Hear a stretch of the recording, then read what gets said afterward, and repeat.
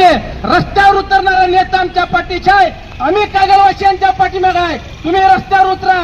तुमच्यासाठी विकासासाठी एकत्र आल्यावर गळाभेट घेणाऱ्या आणि सत्ता भोगणाऱ्या नेत्यांच्या कार्यक्रमामध्ये जनतेनं आवाज उठवला पाहिजे. मला सांगा, अनेक कार्यक्रम राबवले जातात. डिझेल इथं सिलेंडर आमच्या महिलांना मिळत नाहीत. महिन्याने 50 दिवस नंबर लागत नाही. काय भानगड याच्या पाठीमागं? कुठे गेलं सिलेंडर? का आज लाडक्या बहिणींना चुली पेटवून त्यांच्या अश्रू डोळ्यात आणण्याचं काम भाजपने केलेलं आहे. 1500 रुपये देऊन आमच्या लाडक्या बहिणींची तुम्ही चेष्टा मस्करी लावलेली आहे. त्यांना सिलेंडर पाहिजे, त्यांच्या मुलाबाळांना वेळेत अन्न मिळालं पाहिजे, त्यांच्या घरचा गॅस जळला पाहिजे.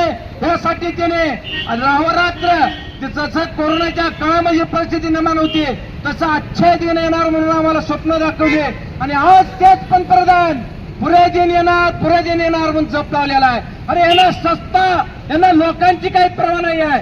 आज जनता एका बाजूला फरफडीत आहे, रस्त्यावर हाल अपेक्षा सोसून कसं तर आपलं जीवन करत असताना परदेशात फिरायला जाऊ नका म्हणून जनतेला उपदेश देणारे देशाचं नेतृत्व स्वतः मात्र थंड